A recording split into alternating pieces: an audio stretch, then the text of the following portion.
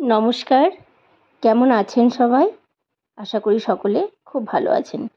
কৃষ্ণা দাস ব্লগে আপনাদের সকলকে স্বাগত জানাচ্ছি। আমার ছাদ বাগানে আজকে চলে এসেছি।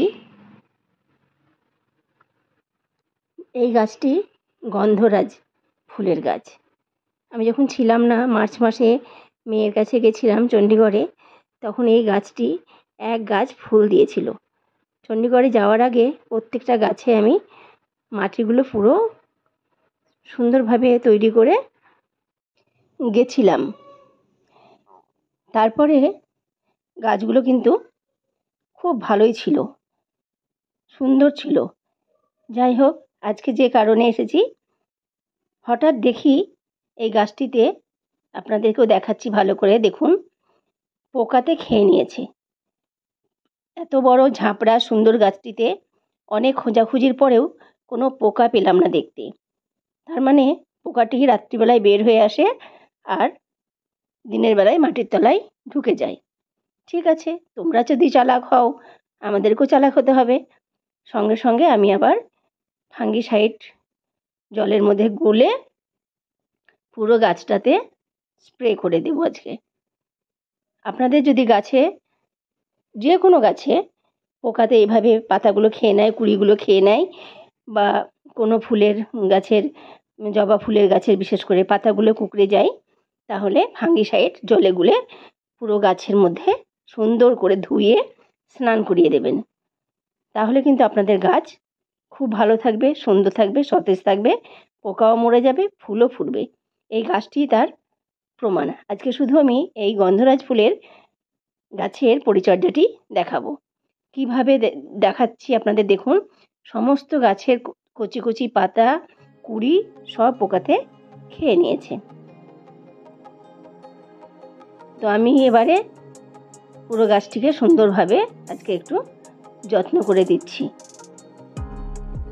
সঙ্গে থাকুন আর দেখতে থাকুন, একটুও স্কিপ করবেন না, তাহলে জিনিসটি ভালো করে বুঝতে পারবেন না। দেখুন, আমার হাজব্যান্ড ফাঙ্গিসাইডটাকে জলের মধ্যে গুলে নিয়ে পুরো আজকে ধুয়ে দিচ্ছে, পরিষ্কার করে স্নান করিয়ে দিচ্ছে। এরপরেই কিন্তু গাছটি আস্তে আস্তে পোকার সংক্রমণ থেকে রক্ষা পাবে।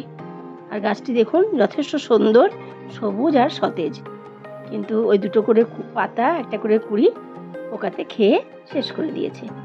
এই ফাঙ্গিসাইডটির নাম হলো সাপ, SAAP, সাপ। অনেকেই জানেন আপনারা, আবার যদি যারা নতুন বাগান করছেন তারা হয়তো জানেন না, তারা দেখে নেন তাদের গাছের কিভাবে যত্ন করবেন। গাছটাকে শুধু সাপ দিয়ে ধুয়ে দিলেই হবে না, গাছের গোড়াতেও কিছুটা জলে গুলে দিতে হবে, আর মাটিটা একটু কুড়ে দিতে হবে। এই জায়গাগুলো দেখুন সব পুরো খেয়ে খেয়ে খেয়ে খেয়ে নিয়েছে। খুব ভালো করে দেখবেন, আমি আঙুল দিয়ে দিয়ে ভালো করে পরিষ্কার করে আপনাদের দেখানোর চেষ্টা করছি। আর এই দেখুন, ওভাবে ও পুরো গাছটাকে স্নান করিয়ে ধুয়ে দিচ্ছে, যাতে পোকাগুলো আর সংক্রমণ করতে না পারে। আপনারা যারা গাছ ভালোবাসেন তারা অবশ্যই আমার ভিডিওটিকে দেখবেন। ভালো লাগলে অবশ্যই লাইক, কমেন্ট করবেন আর সাবস্ক্রাইব করবেন। এই দেখুন, এই ফাঙ্গিসাইডটা জলের মধ্যে গুলে নিয়েছিলাম। গুলে নিয়ে এটা ভালো করে একটা কাঠি দিয়ে ভালো করে নাড়াচাড়া করে নিয়ে তারপরে সেটাকে গাছের মধ্যে, স্প্রে বোতল থাকলে খুব ভালো, স্প্রে বোতল দিয়েও স্প্রে করলে ভালো হয়, কিন্তু আমার স্প্রে বোতলটা খারাপ হয়ে যাওয়ায় আমি এটাকে ওপর থেকে মগ দিয়ে ধুয়ে দিয়েছি। তারপরে দুদিন পরে আমি আবার ছাদে এসে দেখি প্রত্যেকটা কুড়ি সুন্দরভাবে ফুটেছে। দেখুন কত সুন্দর করে পাতাগুলো গজিয়েছে, সবুজ সবুজ হয়ে কচি কচি দুটো করে পাতা, একটা করে কুড়ি। ভীষণ সুন্দরভাবে গাছটি একদম সতেজ আর প্রাণবন্ত হয়ে উঠেছে।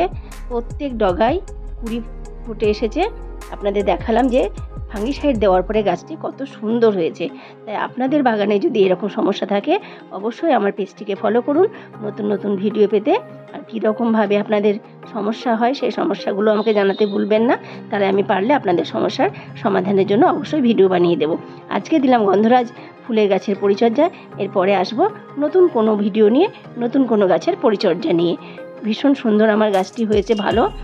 এরপরে যখন ফুল ফুটবে তখন অবশ্যই আমি আপনাদের সেই ফুলের ভিডিও দেব।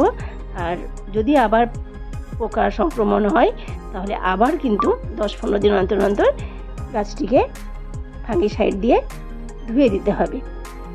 আর গাছটি অসাধারণ সুন্দর হয়ে উঠেছে আজকে।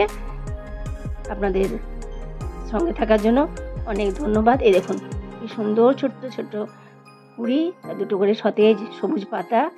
এই দেখুন কত সুন্দর লাগছে দেখতে। আপনাদের সঙ্গে থাকার জন্য অনেক ধন্যবাদ।